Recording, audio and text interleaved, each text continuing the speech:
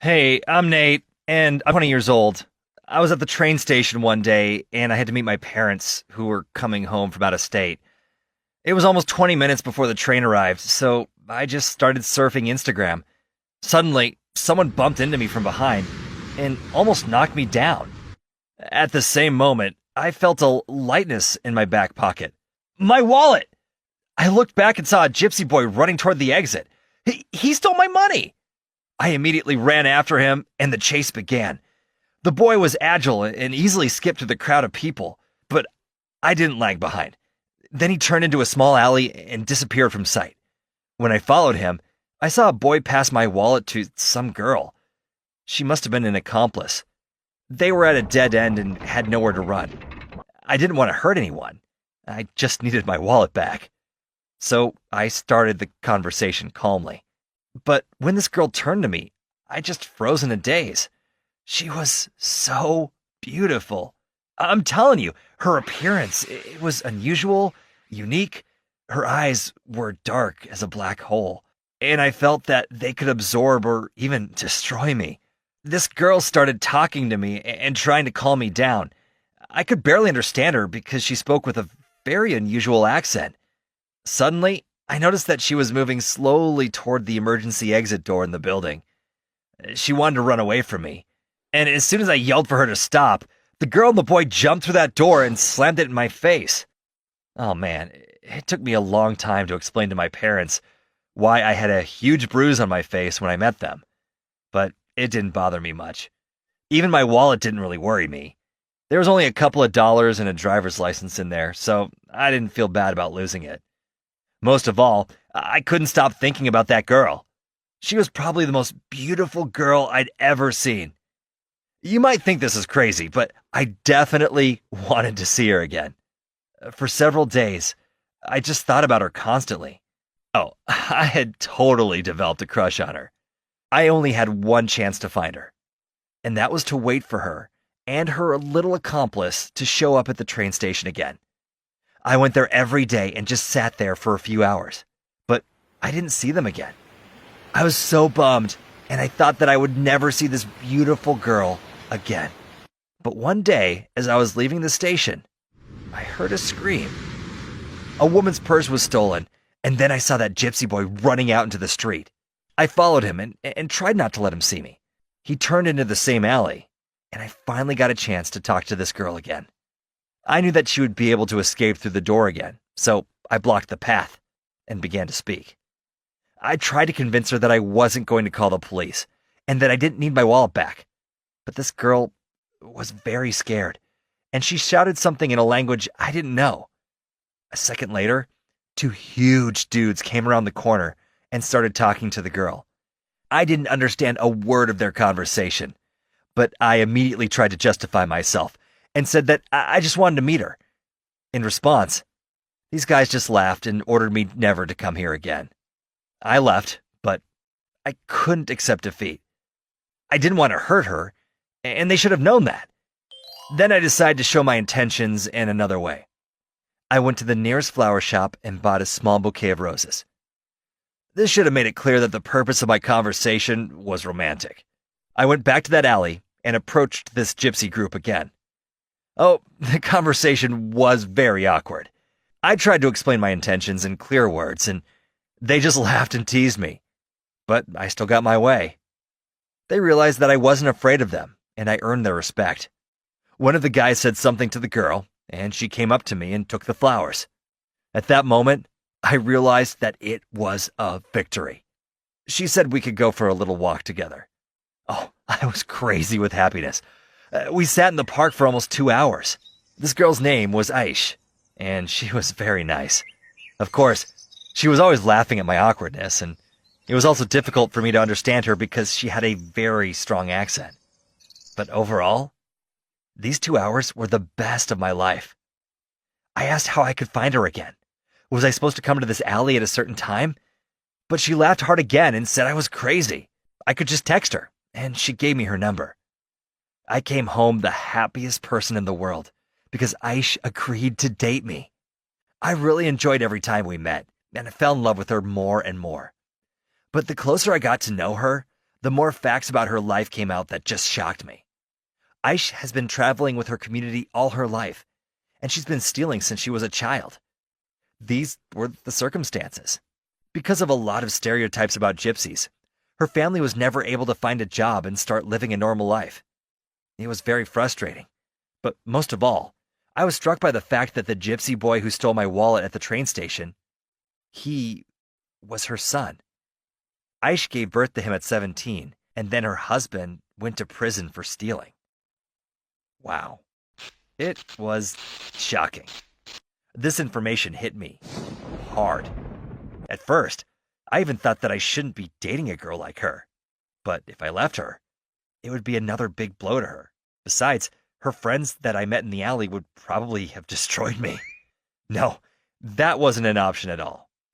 So we continued to date, and soon Aish wanted to introduce me to her father. Oh, that was quite a meeting. We drove to the edge of the city and then walked for another half hour. Soon we came to a kind of trailer park, only all the local inhabitants were gypsies from the Aisha's commune. As we walked towards her trailer, I caught dozens of glances at me. It was pretty unpleasant. I was a stranger in this place, and everyone looked at me with suspicion. And when we went to Aisha's trailer, her father thought the same of me.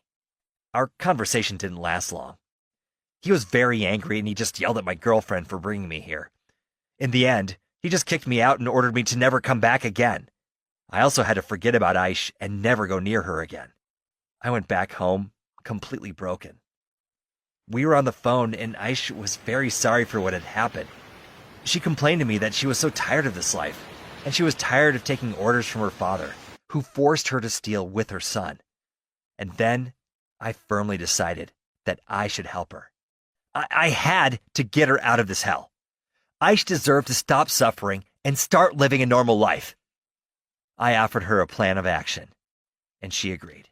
That next evening, I took my father's car and drove back to the edge of town. I went to the trailer park and sent a message to my girlfriend that everything was ready. When I got confirmation, I went to the main entrance. People took notice of me immediately, and they knew that Aisha's father had kicked me out after a quarrel. They started being aggressive and shouting at me. This was exactly what I needed. I made up some excuse about dropping my phone here yesterday. This led to more yelling. People started coming out of their trailers to see what was going on, and within a minute, the entire trailer park was in a state of alarm. As soon as I realized that I was in danger, I ran away. For a few more minutes, I was chased, and they were shouting something in my direction. But I managed to get away and made it back to my car.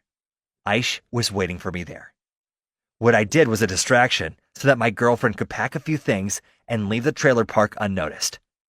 We were safe now and on our way to my house. It wasn't easy for me to convince my parents that I should live with us because they thought very badly of the gypsies. They weren't actually wrong, but I was able to convince them that my girlfriend was an exception. But in order to start living a full normal life, we had to solve several very difficult problems. Aisha's son. She couldn't leave him in the gypsy camp, and we had to get him out of it. And more importantly, we needed money. So we went into action. My girlfriend and I arrived at the train station and waited for her son to appear. Soon, we saw a gypsy boy run out of the station building and run toward the alley. We intercepted him, put him in a car, and quickly drove away from there before we were noticed by the other gypsies. I have to say, it was more like a kidnapping than saving a child. The boy was happy to see his mother, and we told him that his life would soon change for the better. The last step was to find the money. To do this, we had to meet Aisha's father again. But this time, we met on our own terms. We were in a cafe in the center of the city. Aisha and I told him about our plans and how he couldn't change anything. It was basically just an ultimatum, and he had no place to go. Like the dudes in the alley, it seemed. Aisha's father respected my bravery too. He relented, and we moved on to a constructive dialogue. Of course, it wasn't exactly what I wanted.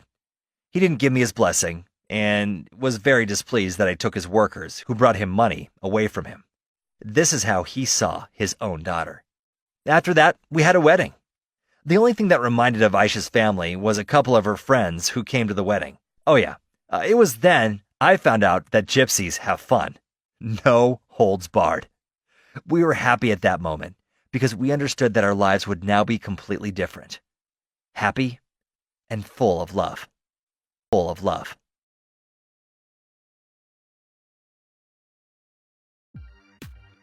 Hello, I'm Donnie.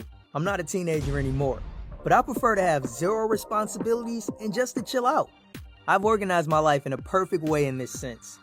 I'm quite a good DJ and spend my life clubbing in various party towns around the world with my girlfriend, who is also a party monster.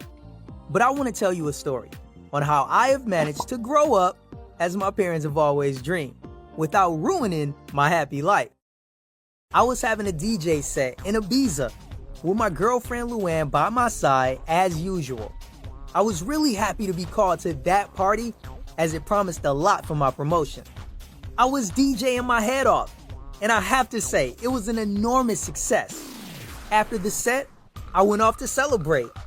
We partied all night long, and I was so tired. So I asked Luann to call the taxi. She gets it, and as we hop on in, I take my mobile phone from my jeans pocket to see the time. Wait a minute. What the? Here I go. Swearing like a trooper. You know that freaking lock button that makes your phone stay nice and safe in the pocket without calling your mom at 5 a.m.? It went off. And I wished it had called my mom at that point, because you know what it did? You can't even imagine. It went to an app of an e-commerce that I had once downloaded and placed an order for the first thing it found. Gosh, why couldn't it have been some stupid Slinky or a Wonder Mop? My phone decided that if it was going to lead its own life, it was going to do it like a boss. So right there in a taxi, I find myself a splendid owner of, ta-da, a coach. No, wait, it was not simply a coach. It was the coach. A super deluxe 53-seater with leather seats, a bar, and who knows what else.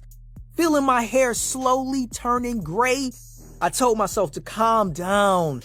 There's nothing irreversible, I thought, and started to browse the e-commerce site for the terms and conditions and other important words I normally never care about. I can surely cancel this order. I can.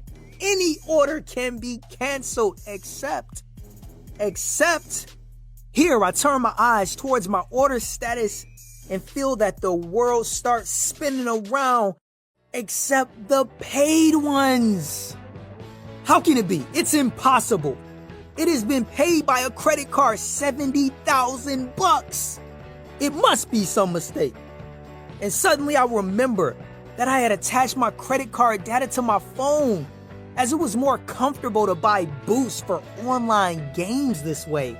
Luann got scared as she saw me fainting. These were all my belongings, and my phone spent them all for a stupid coach. I won't describe all my reactions, but you can imagine them. We rushed to the hotel, and I started an endless round of correspondence and negotiations with my bank, the e-commerce site, and the seller, who luckily was based in my hometown. Guess my phone is still a patriot. I started in Ibiza and I finished them home, as I needed to make some personal meetings with all of those nice people. Everything that we managed to work out was that my cancellation fee would cost me half of that coach. Not an option, I thought.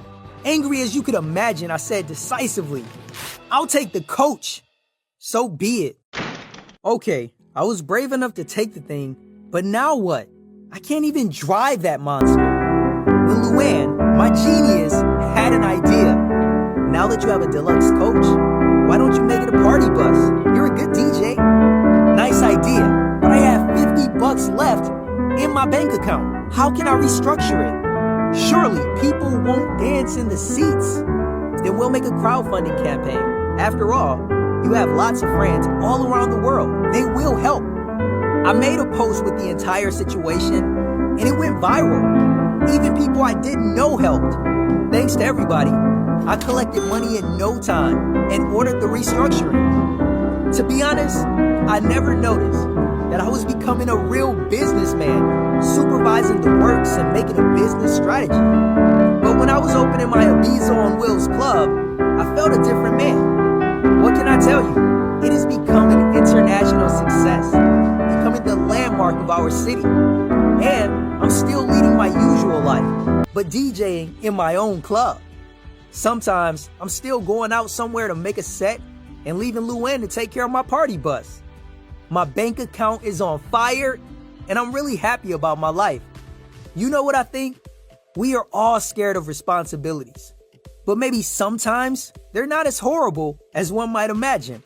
I was dragged into this situation by my phone, and I had to have courage to come out of it in the best way possible. Hope I will be able to tell it to you in person one day when you visit me in my party bus. I hope to become an inspiration for someone, and that's why I've asked the guys to make this video out of my story. Please like it, share it with your friends, and comment on it to tell me if you have found it useful.